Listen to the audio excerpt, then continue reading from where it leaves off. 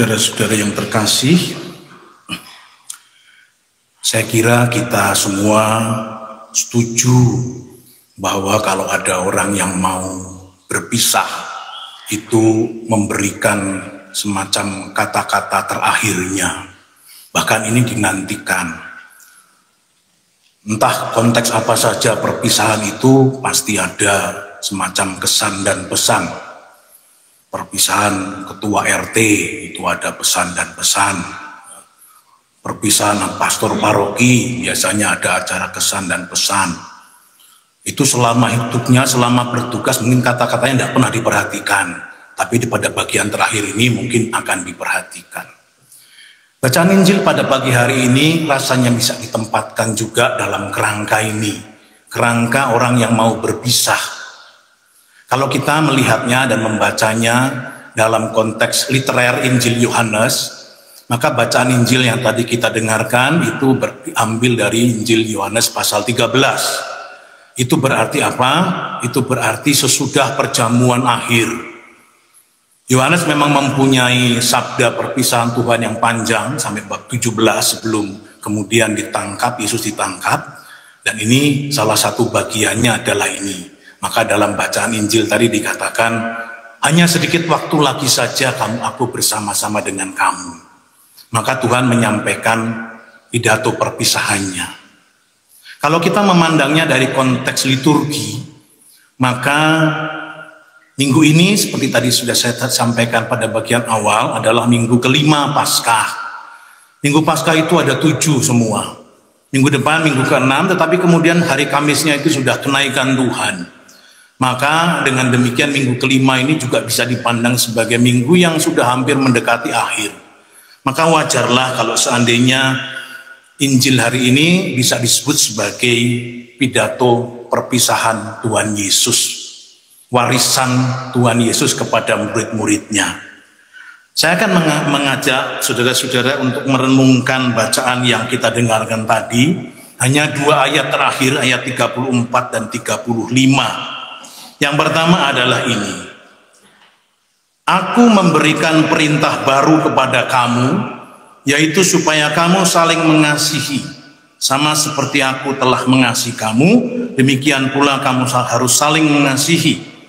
Dengan demikian semua orang akan tahu bahwa kamu adalah murid-muridku, yaitu jika kamu saling mengasihi. Aku memberikan perintah baru. Disebut kata-kata Tuhan itu sebagai perintah. Maka kita murid-muridnya, para pengikutnya bisa menangkap. Ini bukan usulan.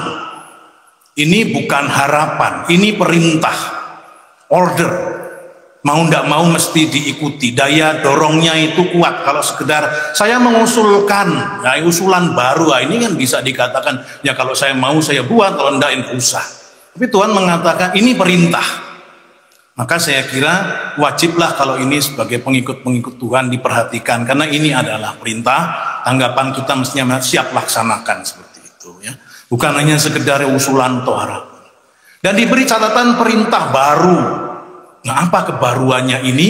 Nah, saya kira kita bisa mendengarkan apa yang Tuhan katakan pada kalimat berikutnya. Ya. Supaya kamu saling mengasihi.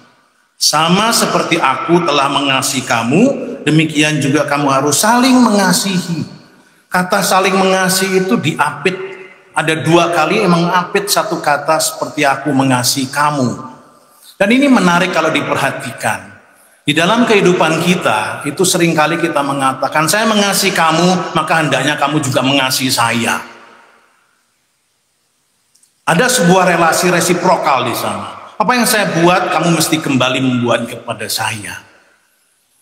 Dan Tuhan rupanya menggeser, bukan seperti itu. Sama seperti saya mengasihi kamu, maka kamu mesti saling mengasihi. Nah, ini adalah kebaruan. Kalau kita berpijak pada perjanjian lama seperti ini. Perjanjian antara Yahweh dan bangsa Israel itu adalah seperti aku sudah mengasihi kamu, maka Israel mesti mengasihi aku dengan menaati selalu segala macam perintah supaya kamu mendapatkan berkat. Itu perjanjian lama. Tapi Tuhan menggeser. Seperti saya mengasihi kamu, hendaklah kamu saling mengasihi. Cinta kasih yang tadinya bersifat resiprokal seperti itu, antara dua pihak boleh dikatakan, itu menjadi cinta segitiga dalam gagasan Tuhan, atau bahkan segi empat, atau bahkan segi lima. Tuhan tidak mengatakan seperti saya mengasihi kamu lalu you mesti mengasihi saya, tidak. Saya mengasihi kamu, you mesti saling mengasihi. Inilah kebaruannya, saudara-saudara. Dan kemudian Tuhan masih melanjutkan bahwa itu adalah identitas orang Kristen. Identitas orang Kristen itu dikatakan di sini, dengan demikian semua orang akan tahu bahwa kamu adalah murid-muridku, yaitu jika kamu saling mengasihi. Identitas murid Kristen, murid Kristus itu tampak ketika hidup saling mengasihi. Silahkan membayangkan seperti ini. Kalau Tuhan mengatakan, seperti saya sudah mengasihi kamu, maka kamu mesti mengasihi aku. Lalu bisa terjadi bahwa saya mengasihi Tuhan, tetapi mengabaikan kasih kepada sesama. Maka kita bisa melihat ada banyak orang yang mengaku mengasihi Allah, tetapi akibatnya kepada sesama itu sama sekali tidak ada tindakan kasih. Maka saya kira Tuhan dengan sangat bijak mengatakan, yang penting itu menjadi identitas bukan pertama-tama terikat pada Kristus, pada Kristen, pada salib sebagai identitas, tetapi pada tindakan saling mengasihi. Tuhan mungkin sudah mengantisipasi bahwa nanti bisa saja terjadi ketika orang berpegang pada relasi personal dengan Tuhan, iman dan agama seperti itu, perwujudannya bisa saja kalau tidak didasari oleh kasih, bisa saja mengabaikan kasih kepada sesama. Dan itu saya kira cukup banyak terjadi. Banyak orang mengaku Kristen, banyak orang mengaku agama lain, tetapi tidak ada sikap kepada sesamanya, itu berbeda. Padahal Tuhan mengatakan di sini, ini perintah baru, saling mengasihi seperti aku mengasihi kamu. Maka saudara-saudara terkasih, mungkin inilah yang perlu kita, bukan hanya soal bagaimana saya menanggapi kasih Tuhan, tetapi ini ada identitas orang Kristen. Mahatma Gandhi itu adalah seorang tokoh India yang sangat sangat tertarik dengan ajaran Tuhan Yesus ya. Tetapi akhirnya dia tidak menjadi Kristen. Karena apa? Ketika ditanya kenapa kamu tidak menjadi Kristen, karena sudah mendalami begitu banyak. Karena orang-orang Kristen sendiri tidak hidup seperti yang dikatakannya. Ini adalah contoh bagaimana bisa terjadi orang Kristen itu ternyata hidup secara berbeda.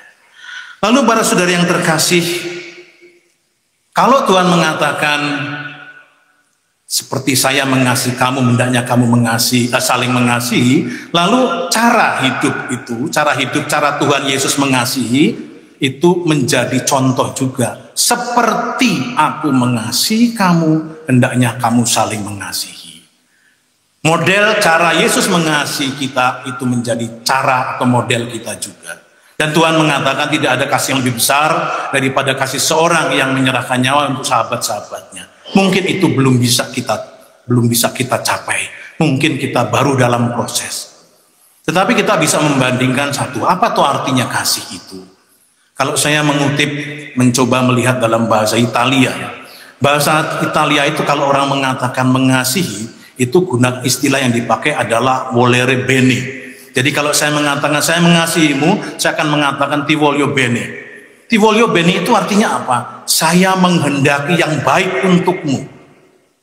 Maka mengasihi tidak lain adalah menginginkan yang baik untuk sesama kita. Apa itu? Ya tergantung dalam situasi apa kita berada. Saudara-saudara yang terkasih, mari kita mohon dalam perayaan Ekaristi ini supaya kita juga diberi rahmat untuk bisa memperluas horizon kasih kita, tidak saja kepada orang-orang yang dekat atau bahkan kepada Tuhan, tetapi justru kepada orang-orang yang ada di sekitar kita, mungkin juga kepada orang-orang yang tidak bertuhan, tidak mengenal Kristus, dan seterusnya dan seterusnya.